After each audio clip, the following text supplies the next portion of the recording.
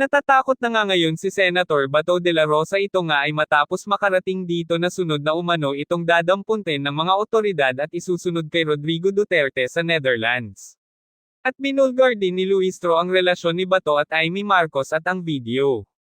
Ayon sa pamilya ni Bato, simula umano na malaman nito ang lahat-lahat ay unti-unti na daw na nawawala sa sarili ang alkalde at nag-aalala na umano sila. Narito panoorin ang hakbang na gagawin kay Bato de la Rosa. Yung mga kaganapan itong nakaraang araw ay nagbigay sa akin ng halo-halong pakiramdam. Halong lungkot, inis, pagkadismaya, galit, pagkalito, at nagbunga din ng maraming mga katanungan na sinikap kong sagutin sa pamamagitan ng pagsisiyasat at gayon din pagbabasa. Dahil para sa akin, importante na mabigyang linaw ang ilang sa mga isu at mga kaganapang pwede pang mangyari sa mga susunod na araw upang walang duda, hindi mag-alang-alang ang ating mga kababayan kaugnay sa mga mangyayari sa susunod na buwan. Hindi ko man masagot lahat ng katanungan, kaya itong sagutin ng iba't ibang ahensya kung saan nakabinbin ang mga isu at katanungang ito. Tulad ng sinabi ng Pangulo ayon kay Secretary Remulla, hindi ito panahon para magdiwang. To quote specifically, ayon kay Secretary Remulla, this is not a time to celebrate. At dama ko ang marahil pinagdaanan ng Pangulo na naging mabigat na desisyon ito para sa kanya. Ang pwede ko lamang maihalin tulad dito ay parang nung governor ako. Nung governor ako, may isang malapit akong kaibigan at kasamahan sa trabaho na inakusahan na pinatay. Yung di umano pumatay din sa kanyang ama 20 years ago. Bilang gobernador at bilang ama ng lalawigan. Yung akusado, yung pumatay ay kaibigan ko, kakilala ko at kasama ko sa trabaho. Yung pinatay niya, tiga Sorsogon din. Pero kinailangan kong sundin yung sinasabi ng batas at hanggang ngayon kinakaharap niya yung kaso at hanggang ngayon din nakapiit pa siya kaugnay ng ginawa niyang pagkakamali. Bagaman, sabi ko nga, yung kanyang tatay, nung 8 years old siya, pinatay nung taong yon pero inareglo yung kaso kung kaya't hindi nakulong. Hindi ko alam kung anong mararamdaman ko rin ng mga panahong yon. Kaya naging mabigat yung pinagdaanan marahil ni Pangulong Marcos kaugnay sa bagay na ito. Dahilan at rason para maging normal para sa bawat Pilipino rin na may maramdaman na kabigatan o pagkalungkot sa mga nagdaang kaganapan na napanood nating lahat sa telebisyon. Susan, naniniwala kayo na legal yung nangyaring pag-aresto naman sa due process at saka yung pag-turnover sa ICC? Hindi na para sa akin sabihin kung legal yon o hindi dahil nakabinbin na yan sa Korte Suprema. Naghain na ng karampatang kaso para sa habeas corpus ang ilang individual at nakabinbin na sa korte yan at pinakomentaryo na nga ang pamahalaan kaugnay niyan. Siguro mas kaya kong sagutin na tanong ay ito, papaano kung nanalo ang mga petitioners? Paano kung yung nag-file ng petition for habeas corpus, meaning produce the body, ay nagwagi at nag-utos ang Korte Suprema na i-produce yung katawan at iuwi dito? Anumang desisyon ng Korte Suprema, hindi binding sa ICC. Dahil wala namang jurisdiction ng ICC doon. Pero binding ang anumang magiging desisyon ng Korte Suprema, kunwari lang, sa mga opisyal ng pamahalaan. So kung mangyayari yon, ang gagawin ng Korte, pag-uutos sa pamahalaan, na gumawa ng mga hakbang para may sakatuparan yon. Sa pamamagitan ng pag-intervene halimbawa sa ICC, pero sa dulo, desisyon pa rin ng ICC yon dahil anumang desisyon ng Korte Suprema, binding lamang sa mga opisyal ng pamahalaan at mga Pilipino at sa Pilipinas kung saan siya may jurisdiction. So sir, ano yun? Mas malaking problema ba yun kapag naglabas ng ganong decision ng SC? Hindi sa problema. Yan ay magiging kautusan ng Korte Suprema na part of the law of the land. Sa gusto man o ayaw, sang-ayon man o hindi ang pamahalaan, ay dapat nilang sundin. Sir, about Senator Bato de la Rosa, nagkausap na po ba kayong dalawa? Nagkausap kami. Humihingi siya ng anong favor or tulong ang hinihingi niya sa inyo? Ang kinuwento ko sa kanya at sinabi ko sa kanya, ang siyang sasabihin ko rin ngayon. Meron kaming summary ng mga kaganapan dito sa Senado noong mga nagdaang panahon na may mga akusadong senador o senador na inakusahan ng iba't ibang krimen. Kung maalala nyo, kaugnay ng rebellion complex with murder ng laban kay dating Senador JPE, Senator Enrile. Yung kaso laban kila Senators Enrile, Revilla at Estrada. yung kaso laban kay Senator Lacson, yung kaso laban kay Senator De Lima, yung kaso laban kay Senator Trillanes. Ito yung iba't ibang sitwasyon kinaharap ng Senado kung saan may kaso laban sa kanila. At ang naging pasya ng Senado ay ito, hindi nakabase sa batas, pero nakabase sa tinatawag na institutional courtesy. Hindi papayagan ng Senadong arestuhin ang sinumang miyembro niya sa loob ng Senado. Lalo na kung merong sesyon. Ang pinakamatagal na namalagi dito sa Senado ay si Senator Trillanes na namalagi dito ng humigit kumulang 25 araw. Bibigay ko sa inyo yung history sa mga nagdaang panahon para may reference kayo. Dagdag pa dito, sa lahat ng kasong yon, maliban na lamang kung winidraw o inatras yung warrant, ay sumuko din sa mga otoridad, yung mga miyembro ng Senado, matapos nilang makuha o hindi makuha at klarong hindi na makukuha yung kanilang legal remedies na sinusubukan kunin. According to former Senate President Drilon, sa sitwasyon ngayon, wala kang pwedeng gawin para protektahan si Bato sakaling magkaroon na ng warrant of arrest. Una, hindi naka-adjourn ng session. And then pangalawa, mabigat yung kaso na kinakaharap Well, niya. tama si Senator Drilon in one sense. Historically, may session o wala, again, institutional courtesy dictates na huwag ito pasukin ng kapulisan para may posasang senador. Dalawang bagay ang nangyayari. I-exhaust yung legal remedy o kusang lumalabas yung senador sa Senado. Ang pinakamaliwanag na ehemplo ay sa kaso ni Senator Laila de Lima. Isang araw lamang sa natulog dito at kinabukasan, sinuko niya yung kanyang sarili sa mga otoridad. Sa kaso nila Senator Estrada at Revilla, sinuko din nila yung kanilang sarili sa otoridad makalipas ang isang araw. Si Senator Enrile makalipas ang isang taon. Si Senator Lacson ilang buwan hanggang hindi lumabas yung desisyon ng Korte Suprema, nagtagusa, hindi sa Senado, sa labas. Pero ayon kay Senator Enrile, hindi daw niya trabaho na hanapin si Senator Lacson o sabihin ko nasan siya kung nalalaman man niya. Trabaho daw ng mga otoridad yon noong mga panahon na yon. The Constitution is clear in Article 6, Section 11. It is only when Congress is in session and the penalty to be imposed for the offense is less than 6 years. Is a member of the Senate or Congress immune from arrest? Magpapatuloy yung kaso pero hindi pwedeng arestuhin. Sa kasong ito ng ICC, ang mga batas kasi natin klaro yung penalty, di ba? The penalty of 1 year to 6 years, the penalty of life imprisonment, the penalty of prison correctional, which is 6 years to 12 years. Klaro naman yun eh. Ang problema sa ICC, ang nakalagay doon, ang imposable penalty ay not more than 30 years or life. So, pasok sa not more than 30 years ang 5 years, ang 4 years. So, isang posibilidad na pwedeng matanong o ma-clarify yung bagay na yon, pero hindi pa rin applicable nga dahil wala kaming session hanggang sa June 2. So for the meantime, ano yung commitment niyo kay Senator Drilon? Ang sinabi ko sa kanya, we will try to afford him every opportunity to avail of legal remedies that he is entitled to. Sa katunayan, ginawa na niya. Dahil co-petitioner siya ni Pangulong Duterte, hindi ba? Sa Supreme Court case, kung saan bagaman walang ginrant na TRO, ay pinasagot yung mga respondent sa kaso at posibleng maaksyonan niya ng Korte Suprema sa hindi malayong hinaharap. Lalo na kung sakasakaling maglabas uli ng warrant ang ICC. SP, sir. So, ibig sabihin, so in short, hindi lang siya pwedeng arestuhin inside the premises of the Senate. Inside the premises of the Senate, and that practice is also part of our rules. But again, hindi naman ito rason para, kasi yung nangyari kay Senator Trillanes, 25 days. Ano yung sitwasyon nun?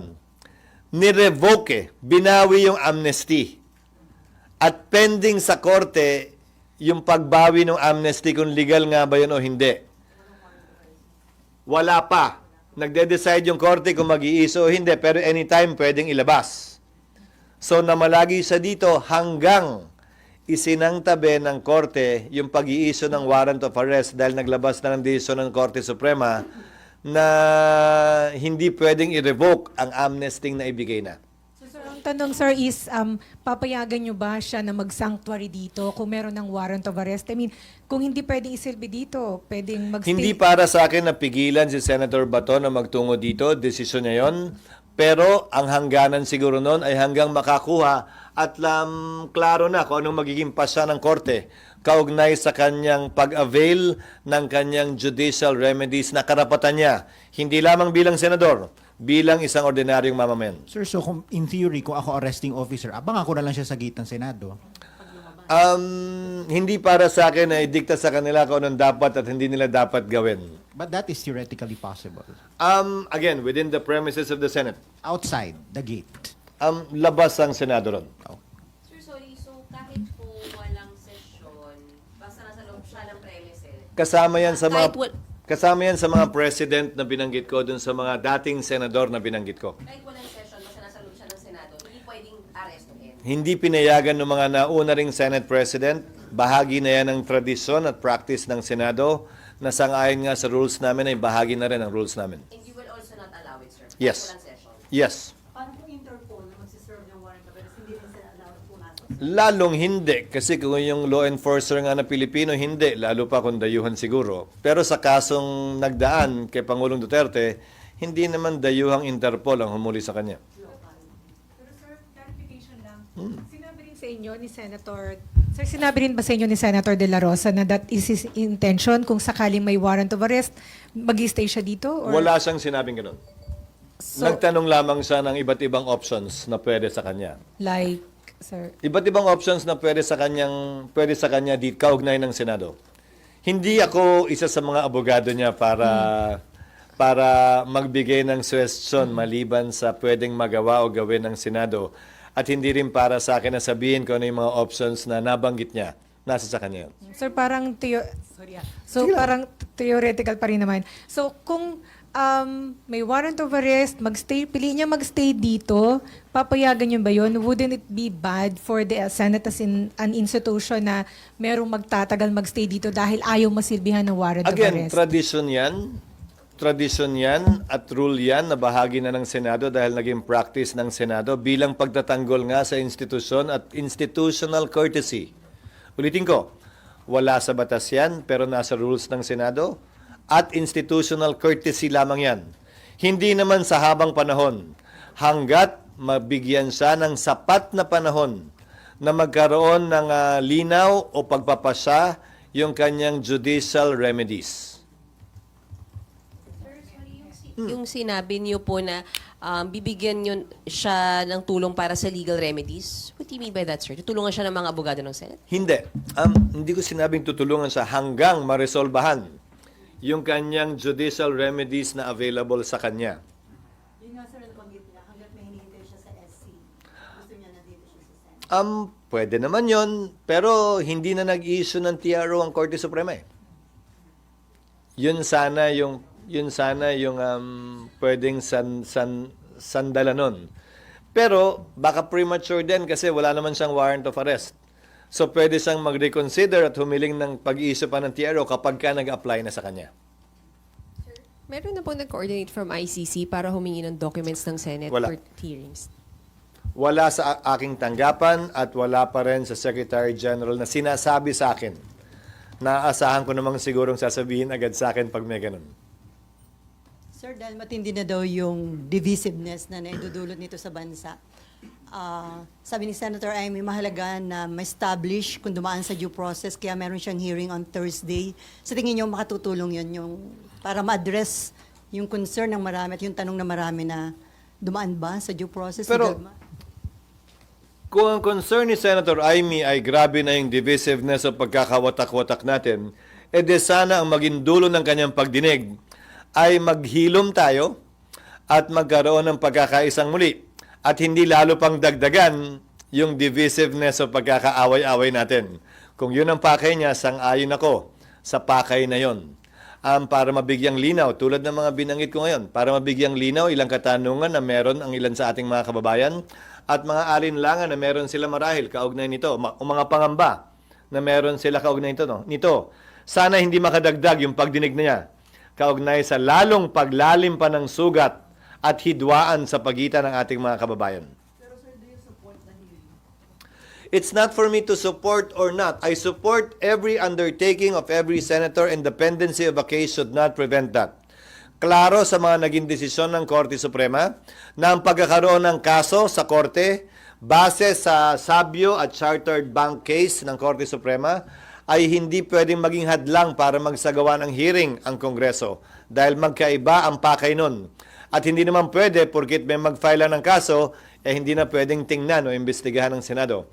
So sinusuportahan ko ang kapangyarihan ng Senado na magsagawa ng pagdinig, bagaman may kasong pending sa korte ngayon. Sir, ano yun? Moto proprio, di ba?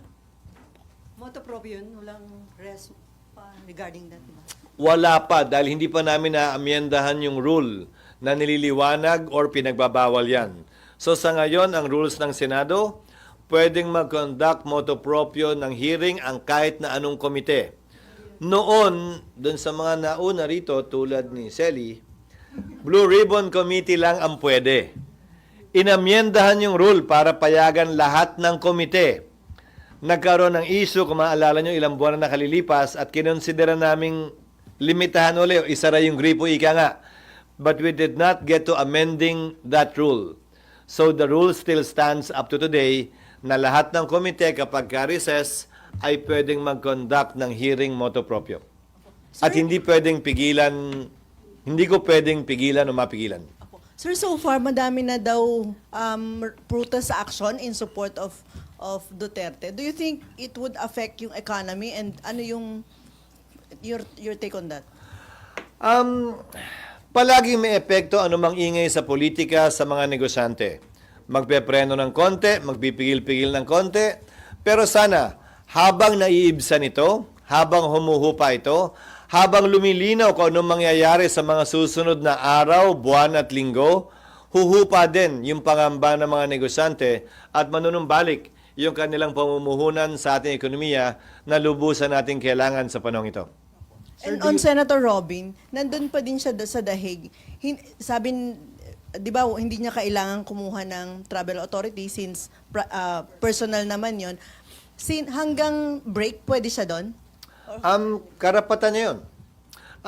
Napagpasahan na yan sa kaso ni Marcos versus Manglapos ng Bahagya na nireiterate yung right to travel at ang limitasyon lamang ay specified. Kaya nga naging pasya ni dating Senate President Rilon, hindi na mag-require ng TA. Kasi kung ang korte nga hindi pwedeng pigilan ng isang Pilipinong magbiyahe, sa pa daw kaya bilang Senate President, lalo na kung pribado yung biyahe. Pag official trip, ang nagiging epekto lamang naman ng TA pag official trip ay yung travel tax, hindi kailangan bayaran. Pero maliban doon, wala namang epekto yung TA talaga. Sir, hindi ba Pag-authorize din na gamitin yung diplomatic passport niya, yun ang epekto ng pagkakaroon ng TA. So malamang ang ginamit ni Senator Padilla ay yung kanyang private passport. Sir, hindi ba pagka may TA ka o pag wala kang TA, pwede kang harangin ng immigration? Oo, kung requirement yon ng batas na dapat may TA ka. Halimbawa, nung governor ako, kailangan may TA ako mula sa DILG secretary. At pwede akong harangin ng immigration kung wala ako nun. Pero since walang ganung requirement bilang senador, hindi siya pwedeng harangin ng immigration at sabing may requirement ng TA. Dahil ang Senado mismo hindi nagre-require ng TA. Sir, itong, balikan ko lang yung tungkol dun sa mga rallies. Do you think itong rallies will ripen into like a people power kind of scenario? Hindi para sa akin na sabihin yon, pero ang pwede kong makomentaryo lang siguro, karapatan ng ating mga kababayan na magpetisyon sa gobyerno kaugnay ng sama ng loob nila sa pamahalan. Karapatan nila yon na ginagarantiyahan ng saligang batas. At para sa akin, marapat lamang na payagan at pahintulutan yon na sinabi naman ng gobyerno na papayagan at papahintulutan nila. Dahil saklaw yon ng Bill of Rights na ginagarantiyahan ng ating saligang batas. Basta't mapayapa yung mga pagtitipon na yun. Medyo babalik. Kung may connection lang. Sir, kung sakali lang pong magkubkub si Senator Bato dito tapos magsa-start ng impeachment, may effect ba siya in any way, sir? Like, madedelay ba the impeachment, pre-trial, trial? Wala ako nakikitang rason para madelay yun, at least hindi siya malilate. Sir, pag malapit, yun yung nalilate. So, sir, so walang epekto sa preparations para sa impeachment itong nangyaring arrest kay former President? wala ako nakikitang posibleng epekto nito. Kung hindi, magandang ihalintulad. Sa dami na nagmamadali, sa dami na nangungulit at nanguurat, kaugnay dito, kung isipin ninyo, yung pagdinig kay dating Pangulong Duterte, sinet ng September 23. 6 na buwan matapos masimulan at kung isipin nyo, nakadetine pa. Pero aabutin pa rin ng 6 na buwan. Wala silang recess. Pwede nilang iset yan anytime. Pero minabuti nilang magkaroon ng ganong kahabang preparasyon. Hindi lamang sila, pero magkabilang panig kaugnay sa kasong ito. Wala rin silang recess. So, sir, ano yung status ng preparation ngayon? Sumulat ang Kamara, gusto nila mag-inspeksyon, pinayagan namin sila, pero wala pa silang schedule dahil yung petsang binigay namin ay sila naman hindi pwede. So, ang ginawa namin ay sumulat din kami. Sa sumulat na abogado ni Vice President Sara, in the interest of fairness, kung gusto nilang mag-inspeksyon din ng magagamit nilang mga lugar para ma-assign na ng Senado yun. Sir, kailan nakaschedule yung inspection? At their convenience, hindi pa nila sinasabi sa amin. Pero may official assignment na ba yung mga Wala pa. room? Wala pa. Gusto namin kunin muna yung opinion nila, pero may isasuggest kaming room sa kanila. Sir, sorry, babalik. Reklamo. Sa Nandun ka pa? Sir, sa interview namin kasi kay Senator Bato, sabi niya, ihilingin niya sa'yo, wag nyo siyang isuko pag andyan na yung ICC warrant. Did he say the same, sir, na wag nyo naman siyang isuko? Hindi. Ang hiniling niya ay panahon para ma-exhaust yung kanyang judicial remedies. Na tama at dapat lang naman para sa akin. At yung panahon na yon nandito siya. Pupunta siya dito para hindi siya ma-aresto. Option na yun. Pero so yung wife ba yung una nakipag-usap daw sa inyo? Nagkaroon kayo ng chance na makausap yung wife? Nagpasabi sa opisina, oo. Pero hindi nyo nakausap. Nakausap kong bahagya lamang. Anong message sa inyo? Wala, na mag-uusap daw kami. Ni Senator Bato. Parang introduction ba? Sir, kung option ni Senator Bato na dito muna habang hinihintay ma-exhaust yung judicial remedies, ano pong sinabi niyo, sir? Ano? Kung option ni Senator Bato na dito muna siya habang hindi na-exhaust lahat ng judicial remedies, pumayag po kayo, sir? Nagawa at nangyari na yan noon, ang sabi ko sa kanya, at kinuwento ko rin sa kanya yung bibigay ko sa inyong karanasan ng Senado sa mga nagdaang panahon, sa mga ibang senador. So, pumayag kayo, sir? Kasi nga nagawa na yan dati. Pero ba sir, hindi siya forever na pwede magkaroon dito in case may warrant of arrest? Hindi naman. Hanggat matapos yung judicial remedies niya, hanggang ma-resolbahan yun. Sir, wala siyang parang time limit. Again, I'll give you the precedents. Merong 1 araw, merong 5 araw, may 3 araw. Ang pinakamatagal ay 25 days. At wala namang time limit na inimpose ang sino mang Senate President ng mga panahong yon sa incumbent senators na humarap sa parehong sitwasyon. And nag-promise po ba siya, sir, na pag natapos niya yung judicial remedy, susuko po siya? Siguro on his oath as a senator, that's enough. Hindi niya kailangan mag-promise sa akin. But on his oath as a senator, I think we should expect that of him. So, sir, Sabi niya, sir, susuko siya para makasama niya daw si dating Pangulong Duterte at maalagaan. Nasa sa kanya yan. Hindi para sa akin na timbangin yung kanyang mga sagot sa iba't ibang tanong na pinupukol sa kanya. and sir, factor pa kung marere-elect siya. Kasi kung hindi siya marere-elect, hanggang June 30 na lang siya. At hindi na siya pwede magtago dito after June 30. Ang layo mo na. Oo. Ang layo mo na. Oo. Huwag na muna. Marami pang mangyayari bago nun. Oo. But it's a purely hypothetical question which I don't want to engage in because that assumes as a fact something that is not yet a fact. And it's far from being a fact given the situation in the latest survey that he is quite high. Sir, yun yung sinasabi So natin. that's a shaky assumption at best if you want me an hypothetical question. So no, not yet.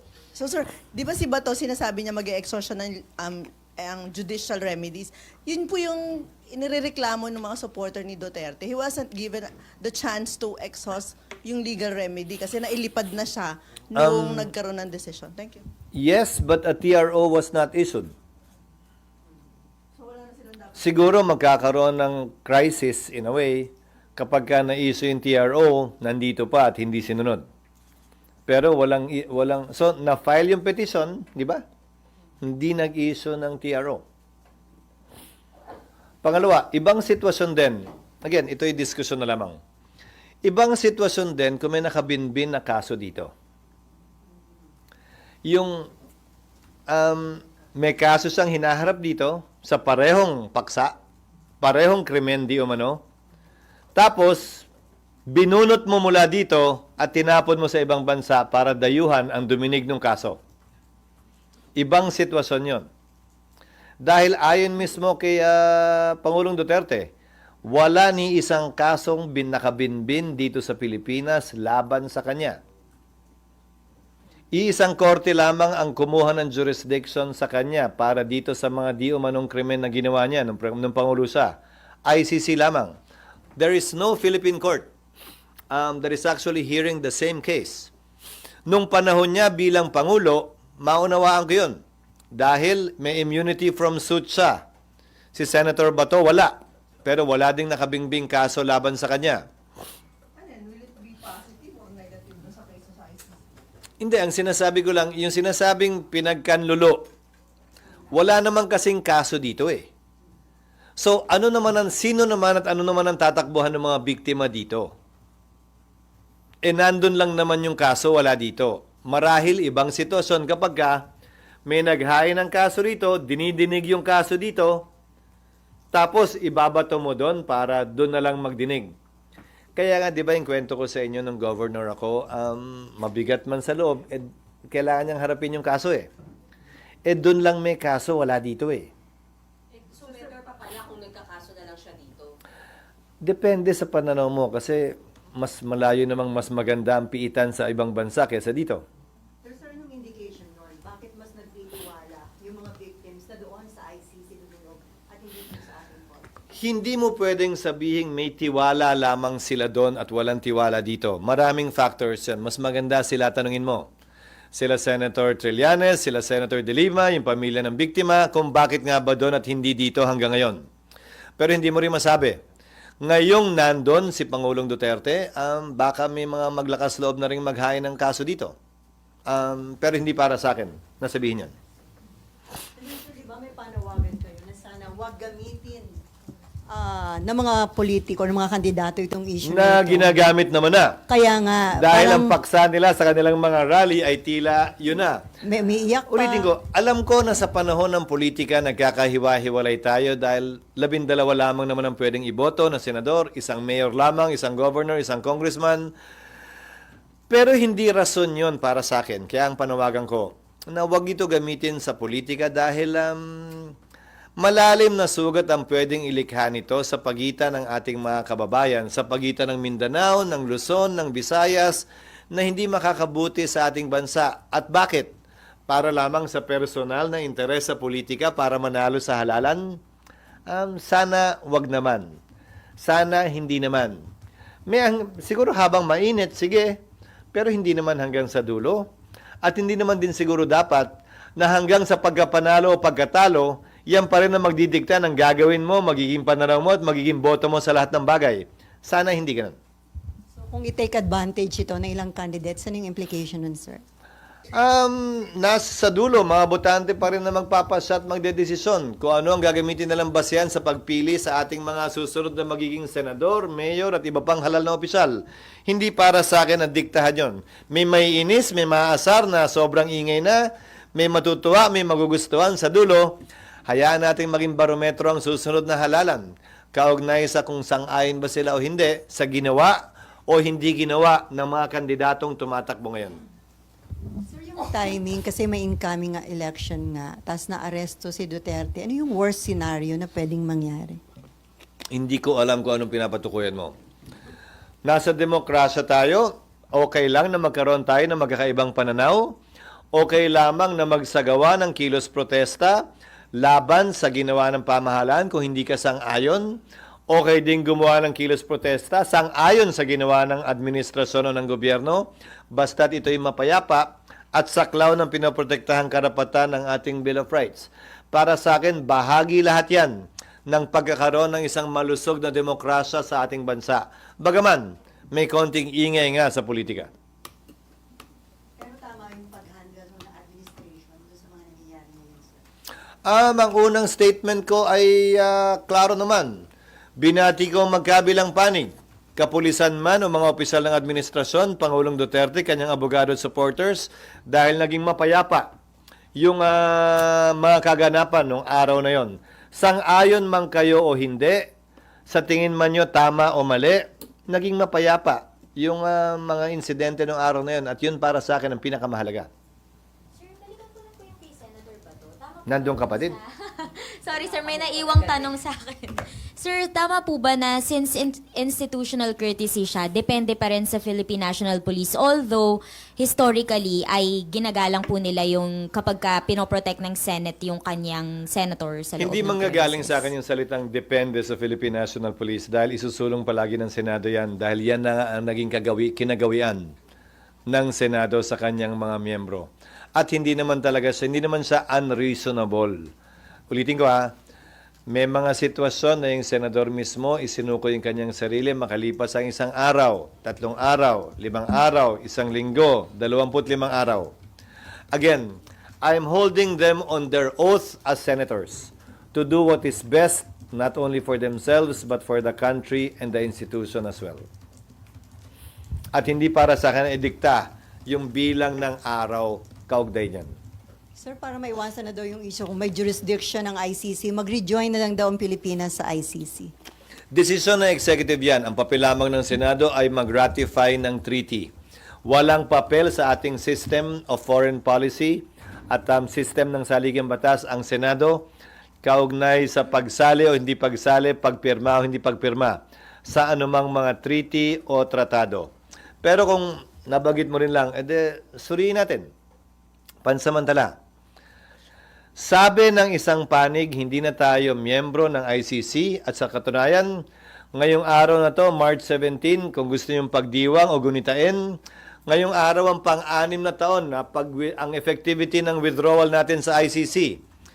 It was on March 17, 2019 that 2019 that our withdrawal became effective in the ICC. The notice of withdrawal was sent in 2018, but it became effective March 17, 2019. Kung nag-withdraw tayo dyan ayon sa isang panig, ba't ginagamit pang basehan sa pag-enforce ng warrant? Pero ang ginagamit din naman nilang basehan na illegal yung pagkaka-aresto ay yung Rome Statute pa rin. Pwede ba yun? Hindi naman pwedeng legal at illegal at the same time yung parehong statute na ginagamit. Hindi ba? May kasabihan nga sa Latin. Ito ang pagpipilian at pagdedesisyonan ng korte actually kaugnay ng isong ito. Kung talagang hindi kayo sang-ayon na tama yung pagkaka-aresto. May prinsipyo sa batas sa Latin na nagsasabing male captus bene detentus. Ibig sabihin nun, maliman ang pagkakahuli, pwedeng tumuloy pa rin ang paglilitis. Yung kabaliktaran nun, meron ding prinsipyo. Male captus, male detentus. Yung maling pagkakahuli, hindi pwedeng magpatuloy ang isang paglilitis dahil dun sa maling pagkakahuli. Ang ICC, nagpasya kaugnay sa dalawang prinsipyong ito. Minsan, male detentus, minsan male captus bene detentus, pinayagan tumuloy ang paglilitis, minsan hindi. So nasa sa kanila kung anong gagamitin nila sa kasong ito. Pero better na i-consider yun ng palace yung mag-rejoin. Nasa sa kanila. Ayokong i-preempt anumang magiging pasako kapag ginawa nila yan kaugnay sa boto ko sa pag-ratify. Again, under our Constitution, the President is the chief architect of foreign policy. That's why the Senate did not have a say with respect to the withdrawal of former President Duterte in the ICC. May nagkaso, di ba? Na sinabing, kung may papel ang Senado sa pag-ratify, dapat may papel din ang Senado pag nagwi-withdraw. Hindi pwedeng walang say ang Senado. Sabi ng Korte Suprema, walang say ang Senado. Dahil ang chief architect na ng foreign policy ay ang Pangulo. So ang pagbalik natin, ganun din ang magiging sagot ko.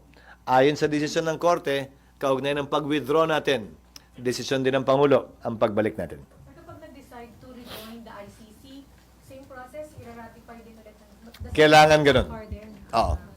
Ganun muli. Magsisimula muli sa simula. Isusumiti sa amin, ira-ratify namin. And then, SB, hanggang sa ngayon ba walang word kung magpapatawag ang presidente ng special session para Nandun ka pa rin. makapag-impeachment trial na kayo? Mas Para makapag-impeachment trial na kasi sir, di ba, may mga Wala. concern. Yeah, okay. wala. Walang pasabi at hindi rin kami nagkakausap. So may concern ba kung halimbawa, yung na magpatawag ng special session, mag-impeachment trial na kayo habang may situation sa ICC ang dating Pangulo, hindi ba magkukos ito ng tension or mas malaking Wala ako na magkahiwalay na insidente yan. Wala ako nakikitang ugnayan ng dalawang yon at hindi rason na maantala ano man ang dapat gawin ng Senado kaugnay sa trabaho namin dito at kung ano mang nangyayari sa The Hague. I mean, sir, hindi ba magiging lalong divisive at baka magkaroon ng mas malalaking protest kung habang may ICC case, may impeachment trial? Wala sa batas na ipagpapaliban namin ang impeachment dahil may ICC. Wala sa batas na ipagpapaliban namin ang impeachment dahil may kilos protesta. Walang ganong basihan para magbago anumang ninanais o direksyon ng schedule na nais naming tahakin sa ngayon. Sir, yung just to check, hindi naman nagbago yung timetable nyo sa impeachment. June 2 pa rin, July 30 pa din. Kung ano yung nilabas nyo dati, yun pa rin. Yun pa rin. At ang gaya ng sinabi ko, yun ay mungkahing schedule. Finurnish na namin ang magkabilang panig, ang House at ang ikalawang Pangulo at mga miyembro ng Senado. At itong lahat ng ito ay magiging pinal at mapagpapasahan pag nag-resume kami. Kung ito nga ang kakatigan ng mayoriya ng mga members ng Senado at ng impeachment court. Sir, after you gave them your letter about the proposed timetable, did any of your colleagues object or seek an earlier timetable or want an adjustment or wala. any feedback at Wala. all? Wala. Nihan-niho, wala. Hindi naman niho wala. Ang tanong mo kung may nag-object, may nagsabing ganito. Wala. Wala nagparating ng ganong uri ng pananaw. So there was no objection, but was there any positive feedback naman? Na formal, wala. Sumulat na rin ang Kamara. In-acknowledge nila yung sulat na pinadala namin. Hindi rin sila nag-object. Sir, dun sa mga nag-feedback sa Hindi inyo, rin sila nagbigay ng reservation. sir, dun sa mga colleagues nyo nag-feedback sa inyo, whether formal or informal, ano yung feedback? Sumasang-ayon sila. Pero informal yan, hindi formal. Sir, sa group chat ba yan? Hindi naman, hindi naman. Si Senator Nelly Coco Pimentel, may submit na yung proposed impeachment rules na? Hindi pa yata namin natatanggap. Pero wala pa. malamang nirefer niya na yun sa Rules Rewriting Committee para ikonsidera. Ulitin ko lahat kinokonsidera namin pero may limitasyon ang pwede namin kasing aprubahan. Dahil may nakabinbin ng impeachment, ayaw kong maakusa ng Senadong binabago namin ng rules in the middle of the game. Diba? So, babaguhin namin yung rules pero baka mag-apply yun sa mga future impeachment. Hindi necessarily dito. Ang pag-a-applyin lang namin dito ay yung hindi makaka-apekto either side. At hindi na lang sir after the impeachment trial yung pag-amend sa rules kung hindi naman pala mag-a-apply dito. Hindi, kasi may mga pag-update na pwedeng gawin sa ilalim ng bagong rules na hindi naman makakasakit sa magkabilang panig dahil applicable sa magkabilang panig yon. So generally, It will not favor anyone, in other words. so sir, generally, ang susundin nyo, yung existing. To a large extent, yes. So wala nang subcommittee hearing na for to update yung rules. Meron pa rin. Lahat yun pinag-aaralan at lahat yun ipepresenta namin pag nag-resume kami para mapagpasahan ng mayoriya. Pero yung proposal ni Senator Coco na sinabi ni Majo na pwede niyang itap si Senator Coco na mag-healing on rules, walang mangyayaring ganun. Hindi na ganun. Hindi ganun ang gagawin. At hindi pa yata nagkakausap din yung majority leader at minority leader kaugnay sa bagay na yan. At nagsalita na rin yata si Senator Tolentino na nais niyang pag-aralan din ito ng siya mismo. So parang hindi siya inclined i-delegate yung kapangyarihan yon. table ninyo assessment ninyo doon sa impeachment trial, possible ba na ongoing pa or tapos na yung impeachment trial pagdating ng September 23 ICC hearing? Ang sinabi ko sa inyo, kung masusunod yung mga pre-trial arrangements, mas magiging mabilis yung pagdinig. And hopefully, bago kami mag-recess sa loob ng 3 buwan, ay kaya nang tapusin yung impeachment trial. So, papalo sa petsa yun. Dahil usually nag-adjourn ng Senado bago mag-October 10. So, kung September 23, yung trial, halos yung panahong yun. Pero wala namang ugnayan yun eh. Whether nagsabay, hindi nagsabay, wala namang nakasulat na batas na bawal magsabay. Hindi Yes, naman sir. ganun yun. Lalo na, kung busy halimbawa si Vice President Duterte bilang isa sa mga abogado ng kanyang ama, hindi naman nga siya required mag-attend ng impeachment trial sa Senado, maliban na lang kung i-require siya ng impeachment court dahil kailangan siyang i-identify na sa tingin ko hindi naman siguro papasok sa isong ito dahil kilala naman siya ng lahat. Oo nga sir, I mean, wala nga kaugnayan but pwede siyang tingnan as persecution ng mga Duterte. Hindi para sa akin na kontrolahin yung kanilang nadarama. Naunawaan ko yung kanilang nadarama bilang anak, bilang nagmamahal, na kapatid o ama. Subalit, wala naman sa batas din yun na kailangan isaalang-alang yun kaugnay sa mga pwede at hindi namin pwedeng gawin, sa dapat at di namin dapat gawin. Bagaman, naunawaan ko yung kanilang sitwasyon. Kaya anumang salita na dumalabas mula sa kanilang mga bibig ngayon, na may halong galit, may halong puot, naintindihan ko yun.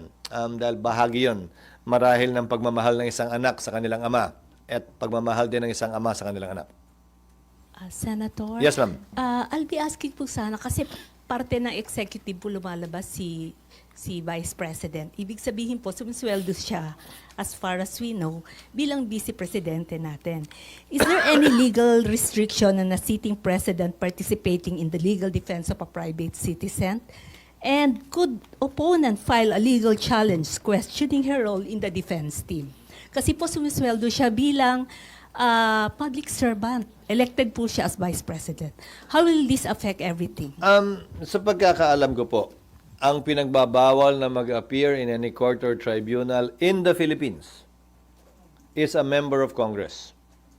I cannot appear in any court or tribunal in the Philippines unless it is a case involving me. Bakit? Ayaw kasing magamit yung kanyang pwesto, yung kanyang posisyon na may impluwensyahan yung korte at husgado dito. Walang ganon sa ICC. So, pwede siya mag-appear. Kung ang tanong mo, sumusweldo siya, hindi siya nagtatrabaho. Siya ay elected official. Siya ay impeachable officer. Hindi yan kasama sa isa sa mga impeachable offenses na di umano ginawa niya. At pangalawa, maaaring gamitin niya ng ating mga kababayan sa pagpasya kung iboboto pa siyang muli o hindi sa parehong pwesto o ibang pwestong tatakbuhan niya kung siya'y tatakbo. Pero walang batas na nagbabawal na gawin niya yon sa panahong ito. Ay, asan yung papel? Pakibigay na lang. Ako lang. Kasi meron din kayong concern dun sa gumuhong tulay. Last Friday, last Friday, sir, merong hearing si Senator Alan Cayetano. Hindi dumating si Secretary Bunoan nang sabi niya magpapa-issue siya ng subpoena. Kayo lang ang pwede mag-sign ng subpoena. Have you signed any? Wala pa siyang hinihiling, wala pa ako nakukuhang request mula sa kanya, pero kung walang rason yung hindi niya pag-attend, ay wala ring rason para hindi ko issue ng subpoena. Lalo na kung yung kanyang hindi pagdalo ay hindi niya mapaliwanag ng tama sa komite. But we will afford Secretary Bonon every courtesy possible to a secretary before we do that.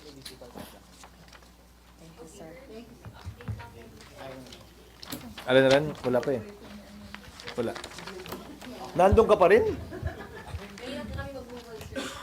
Parang layo pa rin. Ha? Thank you and good morning and good afternoon.